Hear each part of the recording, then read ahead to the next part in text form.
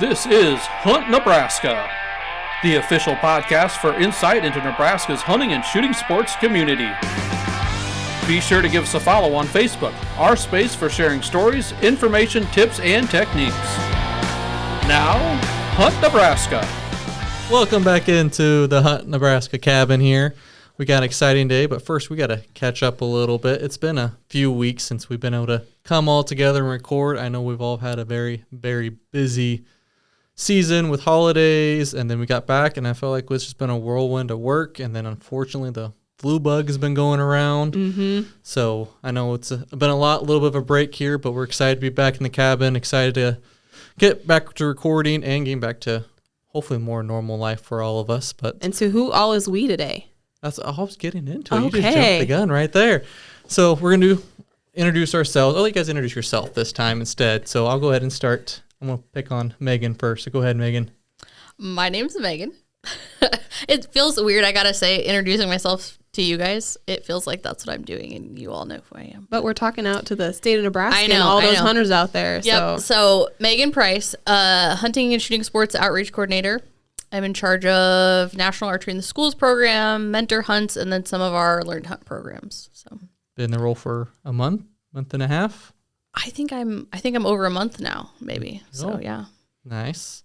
I'm Rachel Carlson, your friendly neighborhood shooting range and shooting sports coordinator. And then I'm Kyle Gasson, the hunter education coordinator. So as I mentioned earlier, we're all dealing with at some points an illness. I know my kid feels like every other day I'm sending home with sick kids. I mean, you guys have to run errands for me in the office from time to time. I know, Rachel, you're just recovering. Yep. Going to try not to cough on mic. That's my goal for today. And have you scathed so far? Yeah. I don't even want to say it out loud, but yeah, I haven't. No issues yet. So very good. And did you guys have a good New Year's, good Christmas? Yeah. Yeah, I'd say so. Seems like it was a while back at this point, Do you remember? It's about a month ago now. Yeah, I would say pretty uneventful, which I feel like is always a good thing when it comes to families and holidays. So, yeah. That's good. So, well, we brought it in. We're talking about brainstorming ideas and came across maybe trying to figure out what are the reasons people are going out hunting. Why do they enjoy going out hunting? So I want to ask the general question here off the bat after, thinking about this previous hunting season when we've been out, what we enjoy the most. What was your favorite part about hunting this year? I mean, I just like being outside. I'm not necessarily really attached to seeing a turkey walk in front of my blind necessarily. That's nice, but getting out there early in the morning, hopefully not putting my blind on a bunch of wasps, and just having a peaceful morning identifying some songbirds is something that I definitely have a good time with. There might be a story with the wasps. I feel like we have to ask the story. What's the story with, not finding a wasp nest? Or was well, I finding mean, one? there was a time that I, set up a blind a couple days in advance, went out there, and you pop in the morning. Luckily, it was cold enough that they weren't moving very fast, but there was a ton of wasps all in the top of that blind.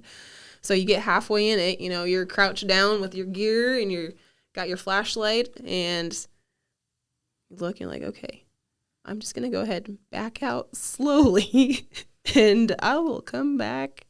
I'm going to flip this over while they're all sleepy, and then I will come back and set this up somewhere else.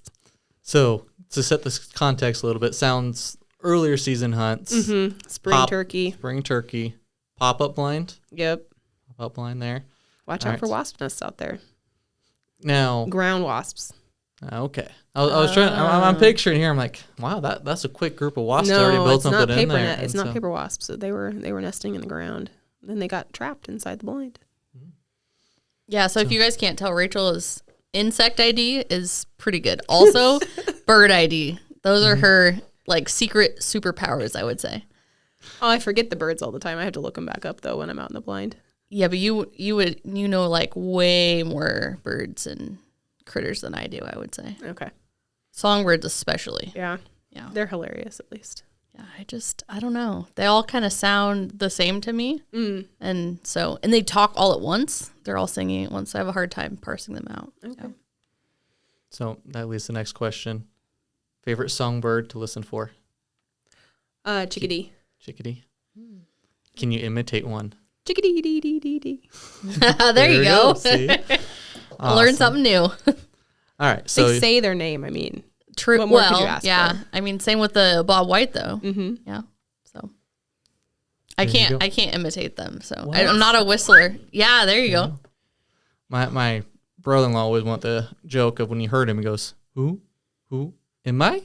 I cannot whistle to save my life. So there's no way I could do it, but that's Yeah. the way now it's stuck in my head. Every time I hear Bob White, that's all I think of the entire time. So Oh, really? the little things like that. All right, so for you, Rachel, it's being immersed in nature, Mm-hmm. just being out there, not necessarily there. You're not a big, I need to get the longest spear, the biggest spur on the turkey, or the biggest set of antlers. Mm-mm. All right, Megan. My turn. Oh, it kind of depends for me, I guess. I would say there's a few different motivations, probably. Definitely sometimes the people that I'm with and spending time with family and friends is a big one for me. Spending time in nature, I got to second that with Rachel. That's definitely a perk. And then the challenge for me is really important. I like it to be somewhat difficult. Like if I just went out there and shot a insert game animal here, like every single time, it wouldn't be hunting to me. I want it to be somewhat of a challenge. So yeah. So I'm interested in the challenge one. Yeah. Dig into that a little bit more. So you're saying when you go out hunting, you don't care necessarily, or not that you don't care, but your bigger focus is on the effort of the hunts. Yeah. Like, so I guess I think of my bear hunt specifically when I think of like challenging hunts. Like we really didn't know what we were doing, and it took 3 years going out there to really figure out like what the strategy is. So then when you actually harvest something, I think it's just even more gratifying because it was so long fought rather than like, white-tailed deer. I can pretty much go set up and probably find one within a week, I would say, for sure. So to me, it's a lot more exciting and kind of fun, I guess, to go after a game species, especially that you've never hunted or that maybe is a little bit more tricky. I think I would really enjoy like predator hunting, probably. Okay. Trying to outsmart them, So my follow-up question is, we've did a whole podcast on your bear hunt. Mm-hmm. Do you plan to do it again now that you got it figured out? Or is that probably as much of a challenge since you have a game plan? I think we definitely want to go again. But I think we need to go somewhere new. So, yeah. It's a way to keep it a challenge. Yeah. So. Changing up the location for sure. And then, species, sometimes I think that just adds some interest to it, Very good. And then you also mentioned, family or friends ties. Yeah. I think that's one of the things that make hunting one of the biggest driving factors still. It's just that community feel. I know one of my favorite parts was I went out early landowner deer season. I got a deer. Well, I wanted to come out then 2 weeks later during the last weekend of regular firearm deer season. And I'm debating going back and forth. Do I really want to go back out? It's a whole other trip out of my way. Already got a deer. But I'm like, no, I want to go back because I have my 2 other brothers who are hunting, and I don't really care. I have a tag. I can go get another deer. But I really just care, spend that entire day and a half with my brothers, going out hunting with them. I'm not really looking there to actually shoot anything unless something more large or something bigger comes along that I don't want to pass up. But most of us just I'm going to go out there and hunt with them as well. So I think that family ties comes a lot back into my focus too.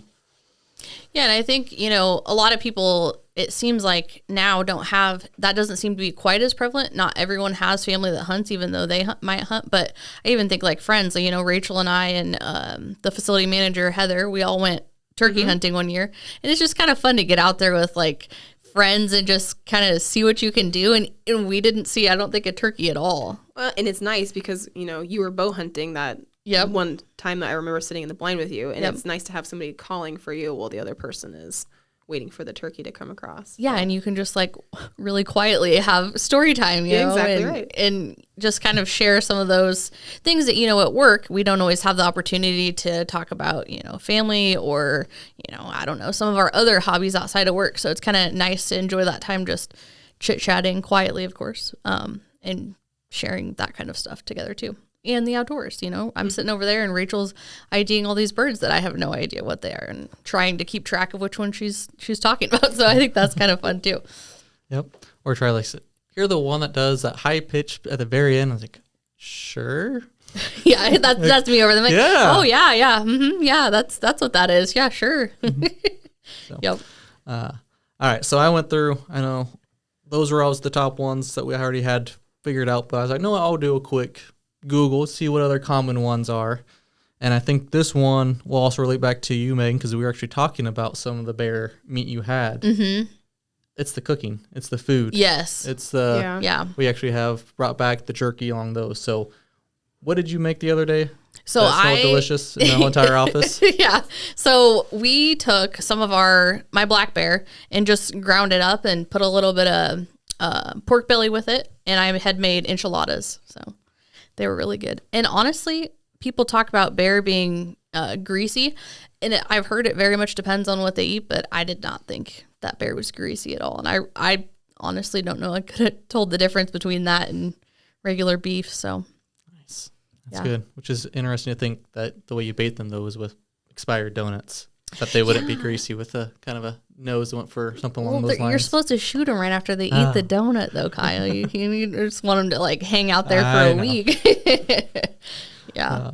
So, very good. Another reason I kind of brought it up, people just want to put something up on the wall as part of the hunts. They want to have that kind of bragging rights a little bit in the sense of accomplishment. They maybe watch this deer go for, pass on it for 1 year, 2 years, 3 years, finally get the nice big set of antlers and get it there. So there's that pride of maybe a little bit of a challenge to wait a little bit longer, but going out and trying to get one of those trophies. I mean, we have the safari hunts that go along overseas. You bring people coming from out of state to come into it. So I know another big focus has been not essentially just trophy hunting, but just trying to get that once in a lifetime, because even that would also change for who you are and where you're at in your stage. Because how many of you, or I'm sure both of you will tell with turkeys, remember your first turkey? Yeah. Yep. Do you still have anything from that first turkey? Not anymore, but I did. Originally, I kept his feet and his fan and little tiny beard. Yeah, I have also my turkey fan and the feet and the beard, I think, too. Yeah. Yep. So I still have the beard for my first turkey. Nice. If you went deer hunting, I'm sure most of you probably, if you got a buck, have kept the antlers from the first deer. Yep. Still haven't done that yet. We got to get you out there. We're going to get Rachel I've signed up been with people that for a deer hunt. Just hang out, but Yeah. So. Well, and I think there's something to be said too. You know, people talk about trophy hunting, but like you're saying, like it doesn't have to be a trophy size animal for it to be important to people. Like having that memento of just like, I did it, not necessarily like it was the biggest one out there, but just something like you said that just shows that you went and that you were successful. Yeah. And going out to different areas, like if you're hunting different spots, like Kyle was saying, either different continents or different parts of the U.S., like having a memento from each of those areas that you've been able to harvest something unique. Yeah. So that you can go back and look on that experience. That's true. Yep, I have a friend of mine who his goal is to shoot a turkey in all 50 states. Oh, Wow. that's cool. Which even when he got married, his wife understood that goal of his. And so during their honeymoon in Hawaii, he scheduled the same time he'd go and go turkey hunting. He got a turkey out of Hawaii. Nice. That's So, awesome. Yes. That's funny. So like I said, when I say trophy hunting, it could just be a challenge you're going after. It could be just the big rack, or it could be that first deer of your life. So it could be a lot of different things along that line. Another reason, see if you guys would agree, break from technology. Oh, yeah. That is nice, even though I will admit to being on my phone to identify those birds. True. But otherwise, just sitting and listening to nature Right. definitely helps kind of keep you from you're having to watch for things coming across your field of vision. So having to put that away is definitely one of the requirements for a part of it. Yeah. Absolutely. So, and you hear a lot, I think, more with the parents of like, I need to find something for my son or daughter to do that gets them out of the house, get them moving around, get them a little break from some screen time. So, hear that quite often. So I know break in technology was another one that popped up a lot. Any other ideas? And like magic, Rachel had to disappear real quick to impromptu meeting. So we'll jump right back into now. Megan, you were starting to tell us a little bit of a story about taking a break from technology and your bear hunting. So Yes. let's hear a little bit more. So the joys of going out bear hunting, and I'm assuming no cell service area. Yes, yeah. So one of our favorite parts when we go black bear hunting up in the mountains of Idaho is that we don't have cell service. And so for the first 2 years, it was great. We camped and we couldn't get on our phones. You know, it didn't matter. Really, the only thing we would use them for is taking pictures. So imagine our surprise the third year when we decide, oh, we're going to camp in a different spot, and we have cell service. And so what we didn't do was tell anyone at home that was the case. You know, we just pretended like we didn't have any service, and we all put our phones on airplane mode and just, acted like, we're out of cell service. And so, we can't do anything on, the internet and stuff. I think because we all just really enjoyed that kind of break. And it's interesting, when you're out there, you find what a habit it is to pull out your phone and look at it. Like you'll find yourself, pulling it out and looking at it and thinking like, oh, I'm going to do whatever. And you're like, oh, well, I can't do that. And so it's funny, by the end, you'll break yourself of that habit of just checking your phone for everything. It seems like, you want to Google something, or, you use your calculator, which you can still do, but it's just kind of funny how often I find myself checking it and realizing that it's not going to help me at all. Did you get those phantom dings in your head where you think you got either text message or Facebook notification or something along those lines? Yeah, my phone's usually on vibrate, so I'd get the phantom like, oh, my phone just buzzed. No, it did not. Just in my head. Yeah. Now, did that lead to some more conversation, more interactions with the rest of your hunting party? Yeah, I would definitely say so. So I think that kind of goes back to, spending time with family and friends. I have gotten to know specifically my father-in-law really well on those trips. And I don't think that, as his daughter-in-law, I'm not sure that we would have normally that time to hang out. And, I asked him lots of questions about his family and the history and stuff like that my husband, he was a little kid. And so he doesn't really remember all that stuff that, my father-in-law can tell me. So family dynamics and how he grew up and all that kind of stuff I've kind of gotten to know. And, we have a really long drive down there and drive back too. So that really provides a lot of time for those discussions. So, yeah. And everybody gets through that without any big blow-ups in the family. Oh yeah. I'm never going to talk to this person ever again. Yeah, no, and it does, but I will say by the end of the trip, for me specifically, because it's all men that I'm with, I'm very much ready for some girl time when I get back, I will say. And they know that too, because I think that they're ready to be away from me, because I get to a point where I don't like to talk about the same things. Imagine that the guys want to constantly talk about, they're analyzing the logging, how it works and all the machinery, because they're both very in the construction field. And I just, I get to a limit of wanting to talk about that stuff, I will say. So yeah. Yep. Very good. So another one that commonly found on Google was just the reason people are out there hunting in the first place, which could be changing it for a little bit, but from a scientific standpoint, it's for helping to control the population, managing the population, so we don't have too large, too small population, kind of keeping that Goldilocks stage, keeping it just right. I know that's, when it comes down to it, that's the whole reason the way our game and park system is set up is to manage the population to the best ability. Of course, there's a lot of influences that go into it, but just saying you're doing your part in helping manage the population is a big proponent of it. But not probably usually on the top of the list, not number one reason people are doing it, but it is that in the back of mind, like, hey, I'm doing this for a reason. Science is backing why we're doing this hunting. Yeah. I can't say that I've ever had anyone, come up to me and say, the reason I hunt is conservation, but it definitely is a big piece. And it's really, for you and I with our jobs, it's a very important piece too. So, yeah. And Rachel is back. Thank you for letting me come back. Yeah, welcome back. I know.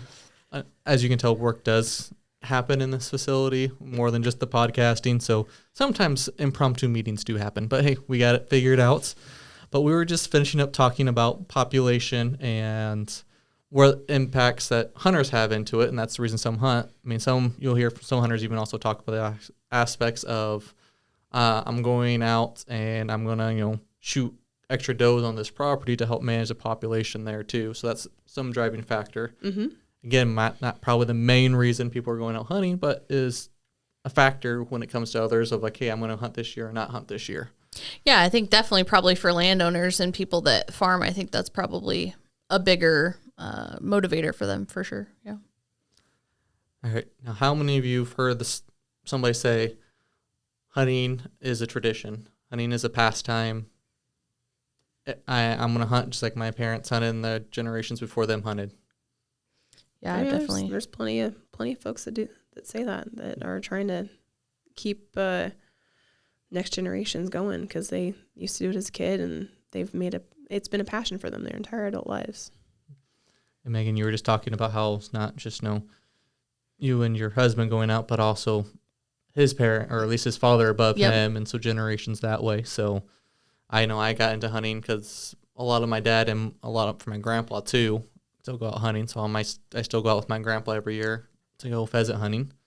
So I know it's been handed down of that's just how we learn and how we continue to hunt.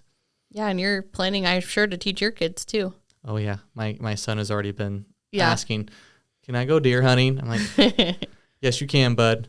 And we last about 10 minutes sitting out in the deer stand and then drive him back, and then I go hunting the rest of the day. But yeah, but he can say that he did it. Yes. Yep. And he comes out and sees the deer, and he watched me process the deer and do all that steps, and interested, and oh my God, he wants to make jerky with me every day. So yeah, you ought to shoot some more deer, I guess. I know. Supply him with some ingredients for his jerky. There we go. That's awesome. And your brothers, all of them hunt too? So I have 3 brothers. 2 of them regularly hunt with me. Another one, he never was big into it. Mm-hmm. However, we are slowly reeling him in. He goes deer hunting about every other year now. And if it's one of those where it's not a high priority on his list, and just like, I think we were talking the other day, is like if hunting's not a big priority on your list, it falls down if we're going to do it or not. And he's one that if he has something else going on that weekend, he'll do that. But if it's a weekend's free, he's going to be out there hunting with us. So, and we'll just keep trying to instill more courage for him to come on out, or maybe a little bit of the negative reinforcements to get him out there. There you go. I'm just kidding. We're as a good brother should. We are we're 4 brothers. There's never any hazing or joking going around between us. Oh, surely not at all. Surely not. Do any of your brothers have kids then yet, or they no? do not. No. Okay. So we don't know if they'll pass that down to their kids yet.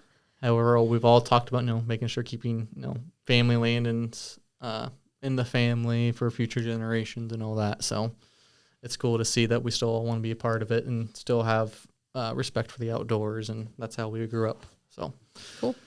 Very good. And then this kind of goes along with pastimes. Another one that was mentioned was all the memories is why they still hunt, and to create memories for the future. So I think that kind of goes hand in hand with the pastime, but still can be a little bit different. It creates that family, like, hey, I'm not going to forget this last hunt, like with my brother, more because that created that memory, and that's also a reason I keep going out. So then I have a memory to look back onto when I'm later years in life. Yeah, and I think some of our older generation, I know, like my husband, for him, those memories he has hunting with his grandpa, who's no longer here, like those are very cherished memories for him. And I would say that like that probably is a motivator for him hunting. Like he knows that as he hunts with his dad, he'll have those memories someday if his dad isn't around, which that will be not fun for him, but he'll have all that stuff to look back on, and taking the time to go on those hunts with him and building those memories is super important. And so, and for my family, I don't really I have a grandpa and some uncles that hunt, but my dad doesn't really hunt. So he used to, and my husband and I are really trying to get him back into it because I would love to have the same thing, some memories to look back on of us hunting. So yeah, I think memories is big. Yes. Well, and yeah, you never know what kind of stories you're going to get out of it too. So it's very true. Very true. I think I'm trying to think back from our turkey hunt, we had we didn't see, like I said, any turkeys until we went to Elizabeth. That was one of our coworkers at the time. She shot her first turkey. And so the memories of that hunt are pretty special, I would say, too. Yeah, it was really thrilling to watch her do that. She was having such a good time. Yeah. Yeah. And just seeing that excitement for somebody on their first harvest is always super fun and kind of special to be there for sure. Absolutely. I know little bit of why you're in your role there. Yeah, Megan. yeah, exactly. I just think we were just part of the reason we've been so busy is you had that last chance deer camp. Yep. And which, took 5 youth who've at that point never had bought a deer license before, doesn't necessarily have that network, and try to get them out and hunting. And 4 of the 5 got deer for the first time. And so just watching them go through the process of hunting and the excitement build up, and then the actual, when they see the animal down, it's Yeah, and I think, something to be said about, with all these reasons about why we hunt. I think for some people that kind of changes, those new hunters, they've never done it before, so they don't really have maybe like a motivation that's, the food or the conservation side of it, because they just haven't been going long enough to have that reason why they hunt, or maybe the family isn't big for them if they don't have other family that hunts. But for them, it's that excitement of that first harvest, and then maybe it's the nature. And I think that kind of develops over time. So yeah, in my job, it's super fun because I get to see that and kind of the development of those hunters and how they progress and kind of mature as hunters. And yeah, that is a very good point. Yes. Very good. 2 other short ones here because they kind of get put in with the other ones. Number 1 was exercise. People hunt because they just want to go out and get a good exercise. I can't say that's my motivation. No. See, I didn't think so. I think that maybe falls more on that challenge a little bit. So you wanted to work for, I want to walk that 3 miles so that I can find those grouse. Yeah, or that accomplishment feeling. Yeah, or something where you're out in a large area and you're having to really hike in. I can certainly see that as being part of that challenge / exercise. Is I'm going to have to prep and be able to hike, a 5-mile hike in. Mm-hmm. Be there all day and then pack out whatever if I get anything after I field dress it. True. So that would be quite the challenge if you are in an area where you maybe can't take an ATV or something like that. Yeah, definitely. Oh my gosh, yeah. Especially, I think of, so really quick story, and it's going to be about a bear again. So as you can imagine, bear, fairly heavy. Right. So after we field dressed it, we were like kind of all staring at each other like, okay, well, what do we do now? How are we going to get this 250-pound bear out of here? And what we actually came up with, and it worked really well. You guys can steal this idea if you want to. So what they did is they ended up tying his 2 hands together and his 2 back feet together, hands, feet, whatever. And they threaded like a big stick. Mm-hmm. Fairly good size, I don't know, a couple inches in thickness, through those and just hiked it up on their shoulder, 1 on each end, and carried it out that way. It was relatively flat where we were at, so it worked, but it was ingenuity at its finest, really. Yeah. So nice. Helps if you have a couple people with you to do that one. yeah, no, and not short people either, because they would have had to do something different because he would have been dragging on the ground if it had been me. So yeah. Some taller guys too helps. Yeah. Perks of the one taking the shot versus having to carry it out. Yep, exactly. Exactly. Yep. My work was done. Mm-hmm. Nice. The other one kind of goes into Rachel's, but that's the gotcha moments when you finally spots the animal you've been going after. Sure. So is almost as exciting as even just pulling the trigger or going out there or anything else. It's all going on, and that I'm excited, and then I'm double checking my references to make sure that it's the correct sex and size. I'm like, does it have a beard? Does it have a beard? Okay, what is it? Mm-hmm. Yeah, that's true. Identifying. Yep. Got antlers? What do we got out here? Mm-hmm. Yeah. Yep. Knowing how far it is. When is it in my range? When's it not in my range? And then just that final moment. Because when you guys are out hunting, how often is it that when you see it, you're expecting to see it? That makes sense. When you're scanning around, oh yeah, it's going to come out right around here, versus all of a sudden you look up because maybe you aren't doing that break from technology, and then you look up oh, it's right there. That ever happen? Mine is more often it's right there. Yeah, that's right. That's majority for me too. Or it's oh, they're next to the blind, but they're on the back side of the blind, the wrong side. I can hear them out there. I can almost see them out there, but I can't shoot out that way. But not so much, it's from 100 yards away and slowly creeping in. It's usually yeah. Oh, it's there. Mm-hmm. Yeah, they seem to kind of just pop out of nowhere for me a lot of times. Yeah. Yeah. And that adrenaline spikes oh my gosh, is this one that let me ID it really quick. Is it something I can harvest or not? So I did have one where it came in from far away, and I was just waiting. It's like, is it going to get close enough? Is it going to get close enough? And it kind of finally maybe came to the outer range of where I could get it. Mm-hmm. I was like, I think I can make that shot with a shotgun. And didn't quite have my cheek all the way on the gun because I was overthinking it and hit the dirt right underneath it. Oh. So it's all right. I got a second chance that day, so it was not the end of the world. world. It worked out. That was kind of when you were on that last chance deer camp, that mentor hunt.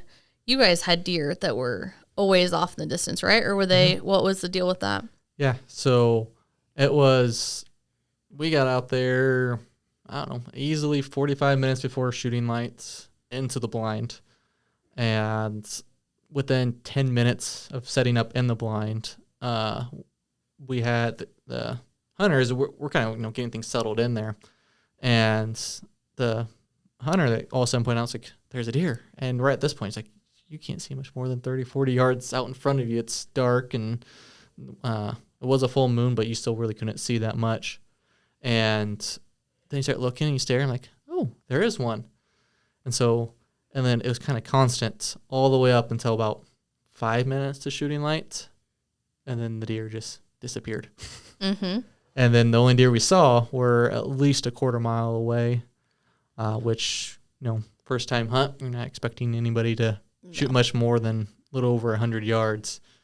And so we just kept waiting, and we saw deer for the next hour, 2 hours, anywhere from that quarter mile away all the way up to about 3/4 of a mile away. So it was one of those that you're seeing deer, you're just hoping they might start walking towards you, but they end up never going that morning. But then you talk about the challenging. That kid was a trooper, using what probably very, very few kids will probably do, which is, like I mentioned, we're there 45 minutes before shooting lights, so we're there before 6 a.m. out in the field, and we stayed in that blind till almost 6 p.m. and never got out other side to do a bathroom break, or when they delivered, we had someone come and drop off food to us. We joked that our lovely drivers are Uber Eats that dropped off some homemade lunch and to the blind real quick, so we got out to grab that food. Outside of pretty much 3 times stepping on the blind, he stayed in there, and those steps were about only for like 5 minutes. So I think that's a level of dedication that a lot of adults aren't even going to take on. Yeah, sometimes, And like I said, we didn't see deer after about 9, 10 o'clock. And so then that next morning, within 3, same thing happened where deer showing up early morning before shooting lights. And then hit shooting light, and we had a deer about 40 yards out in front, but was not broadside. So I was just waiting. And then about 2 minutes later, it finally took a step to the side, and before you can even say, okay, you can, boom. Didn't even get the word shoot out. Yep. He had a good shot. He knew when he took it and took the shot, and the deer ran about 20 yards and then just fell on the ground. So it was great that he got 3 minutes after shooting light, got the deer the next morning. So made all that long day worth it. Yep. That challenge, see, that hard work, when you put all that hard work into it and it pays off, it's just that much sweeter. Well, and it's definitely an activity where it's not, you can't expect something because it's going to be slightly different every time. It's not going to be like, I do this and then this is going to happen and then that's going to happen and it's on a schedule. This is one of those few modern activities that you can actually do that, hey, you're just going to have to adapt to what's coming on and figure it out as you go, because you're not sure when the animals are exactly going to show up. You might have a prediction from what you've observed previously, but they might not decide to cooperate that day. Very true. Very true. Well, and that's the joke we had, was that blind was set up when they were doing all the scouting, planning ahead, that was the hot spot. They've seen deer on a clock every day showing up, about a half hour after shooting light at this spot, and then also a half hour, or actually about an hour before end of the day. They're always right there on the farm blind. Like, this is the hot spot for we shoot a deer there that morning, grab a pickup, load it up, and do field dressing somewhere else, because we know we're going to bring other people into this blind later if we need to. And that just didn't happen. Things just changed that time, and we made it work other ways. Didn't work out that way. I know. I think they kind of jinxed you guys on that, because they were like, it's going to be the first blind that gets a shot, and that was not what happened. Yeah, they had it down to, they were saying exactly at this minute they come out every day for that entire week. Yeah, Aaron said he was timing you guys after sunrise. He was thinking maybe within 10 minutes of a first shooting light, he'd be getting a call, but that was not the case. And we were sending a text too, like, hey, we already see the deer. They're here. Yep, And all this else. And maybe there's a little bit of a jinx on our own part there. Yeah. I think you guys got double jinxed. Yeah. All right. Well, I wrote down a few of these, and as the patent Aaron Hershey always does, I actually did write it down so you can hear the paper shaming there. And I wrote down a few of these. Now, I'm trying to figure out the best way to go through, so we might have a discussion on it. So what way did you write these down, though? I put them in order, a mixture of different ways. No, but like you have a bracket there. Yes, we do have a bracket. Okay. What are we doing with this bracket? We're going to work our way down to, and there's two different schools of thought I have here, so I want to kind of pull a little bit. Okay. Whether we go with what is your motivation, number one motivation out of all these, and we go down that route because we have a little bit of a different background of how we got into hunting, why we hunt, that type of background, or do we try to do generalization of what's the most common that you hear? What reason you hear the most from teaching hunter ed classes, talking to other people in the community about hunting? I mean, we're immersed in it most days where we talk to somebody that's going out hunting of why they're hunting. So which route do you guys want to do? Do you want me to single you guys out and ask you point strength, or do you want to answer them as a group? I think that we can go with, kind of what our opinions are here. Yeah, I would agree.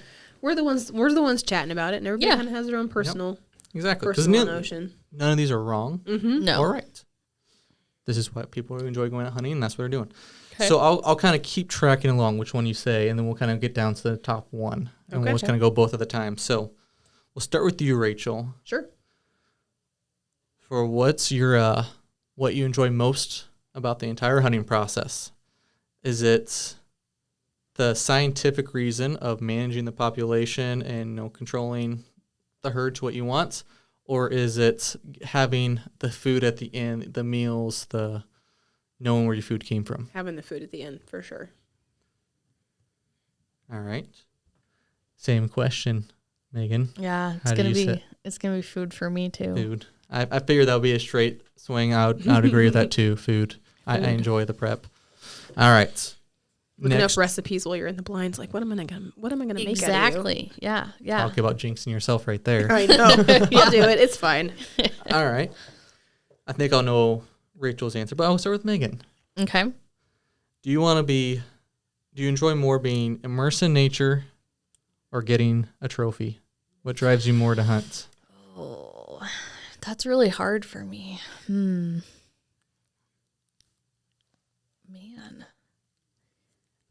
I'm gonna have to go with trophy, and I don't mean like trophy grade. I just mean having something. The reason that I say this is because I currently have a bear skull at my house that I'm doing maceration on, which I don't know if anyone in this room knows about that technique, but it can get a little bit smelly at times.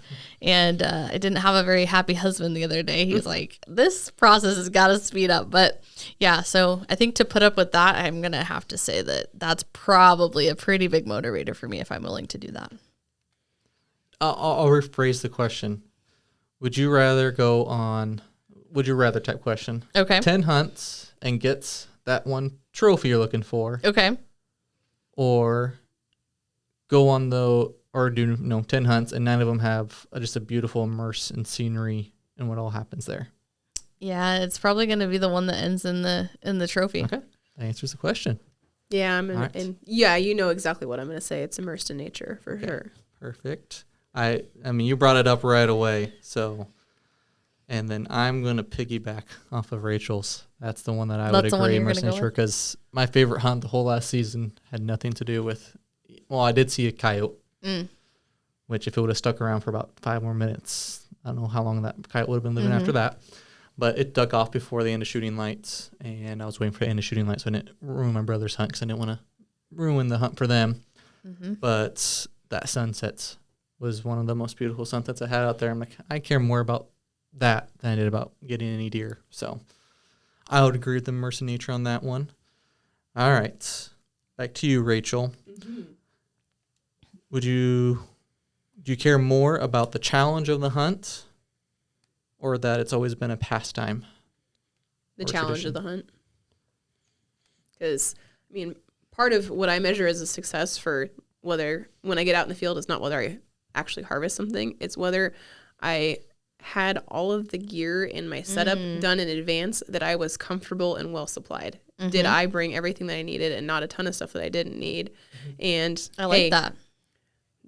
Was I successful in taking myself out there and, setting myself up for success, whether I was actually going to harvest something or not? That's cool. That's a really good measure that I hadn't thought of, and I would probably fail at a lot of times. I got to be honest. Yeah. Everything you needed to enjoy the hunt. Not everything I need. It's more so the overpacking thing that would get me. I'd lose points on that. I have way too much stuff with me usually. All right, Megan, do you enjoy the challenge or that it's a pastime that you want to, and we'll throw in memories into that as well. And see, it's hard, but challenge is probably going to beat it out for me. Yeah, something about the challenge for me is exciting. And I'll go the traditional route. I would prefer the pastime. I just enjoy doing it because it's something that my family always brought in to do with me. It's creating those memories that I won't forget, that I'm always going to cherish. So my favorite pictures are for me going out hunting with certain people. So I go along that line. All right. Last one on the first round here is to Megan. Do you enjoy the community feel or the break in technology more? I would say probably family and friends. I think I can get a break from technology other ways. So family and friends for sure. Family and friends for me as well. And that will be a clean sweep on that one. Or Now are we all just the young ones who are like, hey, we do like our technology? Yeah, well, I think that for me is partially part of it too, I guess. But, excuse me, that we can find other ways to take breaks from technology too. It doesn't have to be, we don't have to remove ourselves from society completely in order to have that happen. Exactly. We're not so addicted that we can't put it down. All right. The second round, I can tell. I'm already nervous. It's going to Second get round? harder. Yep. All right. A little bit harder questions. Back to Rachel. Do you enjoy the food or being immersed in nature more when you go hunting? Even though I let off with that immersed in nature, I mean,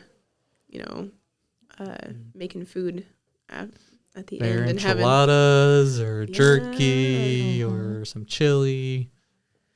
processing down that turkey and figuring out whether you're going to roast it whole or make a soup out of it. Soup works out really good. You're good at soups. I Very good at soups.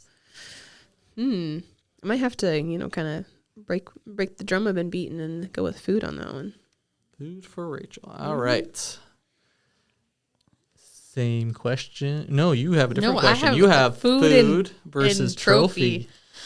Do you care a lot about that bear skull you're working on or the bear enchiladas? See, I know I know where I'm going with this.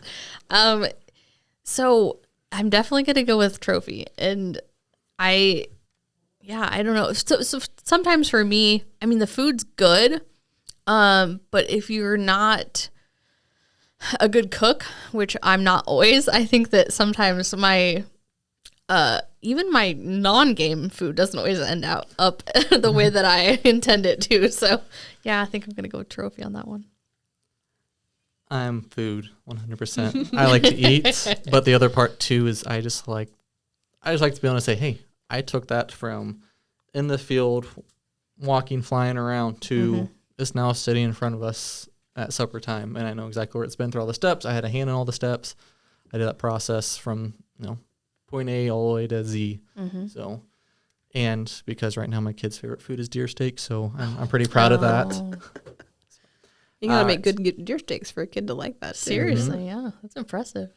All right, and which it was, or just have a really cool kid, I guess. Well, that is true. The kids are awesome, but it was actually nice enough. This is the week of 50 degrees that we're recording on, so it was actually nice enough to start up the smoker and actually make some the other day. So that was, kids are enjoying it right now. I bet.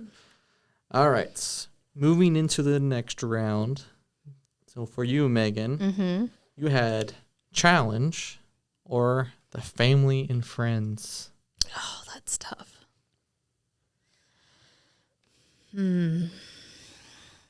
I think I'm going to have to go with challenge, because if there wasn't a challenge to hunting, I don't know that I would do it, honestly. Very good. If it was really easy, I don't think I would enjoy it as much. Yeah. That's what I'm going to go with. It's hard to not say family and friends. Well, yeah. it is. And I think about all the good times when, we've gone out with friends, and lots of good memories associated with that. But I mean, I've also gone out plenty of times on my own, and Exactly. I've had a good time doing that too. So I think that unifying theme there is probably that challenge. Challenge. All right. It's because you had the exact same question there. All right. So challenge. Now mine was different. Yours was different. I had What's yours, Kyle? pastime, Pastime. or Okay. it's family and friends, which those to me, Those are pretty interlocked- similar. They Really interlock tied quite a together, bit. Yeah. So again, if I throw in the memories part, but I'm trying to distinguish the big what's the big What's the distinguish- difference between family and friends and the tradition part of it? And so, and I said I come down to just one's focused more on making memories. The pastime for family and friends is the camaraderie the entire time there. Yeah, But the time that you would have spent together. I think I still though enjoy hunt just as much. Say that I'm going hunting just like my grandpa taught me, even if I'm by myself, even though I can't go with some other people. So I'm probably going to say it's the pastime, All right. just because I still enjoy hunting quite a bit, even if I'm on my own. Well, and Kona, but my dog. Yeah, but, your dog. But yeah, so I'm gonna go with the pastime there, and like I said, they're kind of interlocked. So, but I think I still enjoy it just for the fact that the people before me have, and I get to continue that tradition. So Nice. all right, final round. Figure out the This is- number one I know. in your guys' hearts. What motivates you, or what you think is the best reason to go out hunting, or the best part about your hunts? Well, you haven't had a chance to go first on any of these. Oh, there we go. That's the perk of being the Good one recording thinking, here. Rachel. I like this. All right. I can take it off. So I have food and pastime. Uh-huh. Why do you make me go first? Because I could tell you didn't want to. Well, I love hearing your guys' answers because it gives me more time to think about what I want and that. But talking it out, I told you, like the process for the food processing, going through all that one. But the reason is to go out and enjoy hunting, making the memories. So if you It's- could harvest it, but you couldn't eat it afterwards, would you still hunt? And you could make all the memories. Ooh, you put it that Because way. that's what Yeah. you're deciding. Yeah. You're deciding, like, I could still hunt, but I couldn't eat it. Mm-hmm. And you would, still make the The try. memories. Would it still be worth it?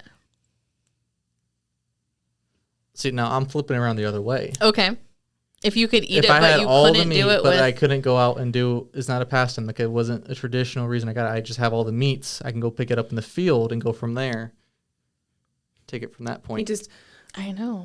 So- appears in a blind Yeah. and shoots one right away, comes right back out, and there was Right, I fairly, think so. fairly unexciting. Right. Yeah. Would that still motivate you? I don't know. Cause it's a tough decision. That's a really, but yeah. I'm going to go.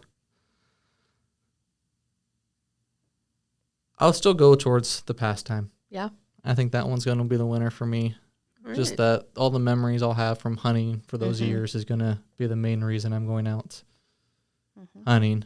I mean, because it's also the other part is if, shoot a bob white too close and there's nothing left to it, I still enjoy that hunt, even though I'm not really getting much more than one bacon wrapped breast off Right. of it. You're not getting a whole lot out, but I still enjoy that hunt quite a bit. So I will still go with pastime. All right. So pastime is the winner for Kyle. Yep. All right. Now we'll go to, I guess next up would be Rachel. So you have food. Well, actually, you both. Nope, never mind. Yep, you have food or challenge. I yes, I do. had to read my notes correctly here. You got me out of order. I'm all mixed up. All right. So I kind of like Megan's tack of like, Yeah. would you do it if you still didn't have this, or would you do this? So, Okay.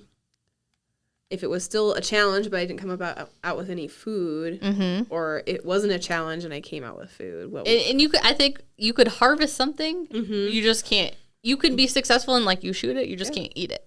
yeah. yeah, you don't do any of the field processing. You Yep. you can still harvest something. You just Maybe you have to give it to somebody. I don't know. Yeah. I think it'd have to be the food one then. Yeah? Yep. That's your top motivator?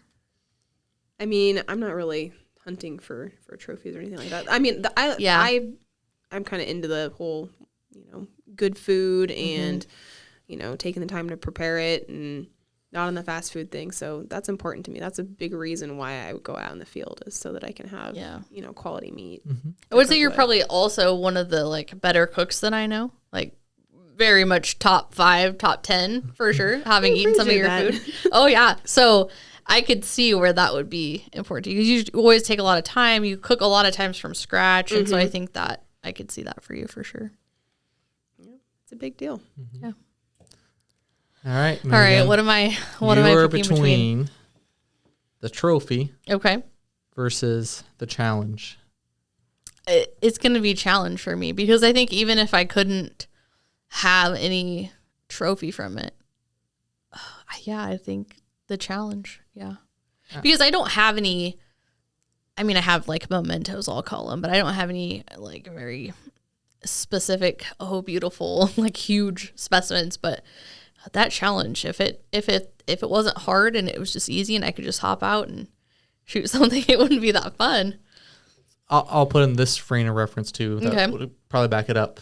If that bear was not a challenge, you would have got it the first day when you first got out there. Like it was just happened to like walking through your camp. Mm-hmm. Would that still be something that you'd be as proud of as if it didn't have the challenge? Like would it still be? Would you still consider it as much of a trophy? No, and that's the thing is like I think that the reason I always talk about that bear hunt is something that not everybody has done. It's something that's a lot harder to achieve, or it's just not as common, especially in Nebraska. Obviously, there's not bears running around. Mm-hmm. So yeah, I think definitely for me, it's that challenge.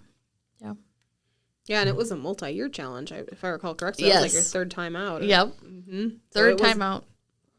It wasn't even just like that week that you were out there. Yeah. It's multiple trips and dedication. That's a huge reward there at the end of it. Yep. I agree. All right, so final breakdown. Rachel, biggest motivation factor right now is food. Mm-hmm. Megan is the challenge. Mm-hmm.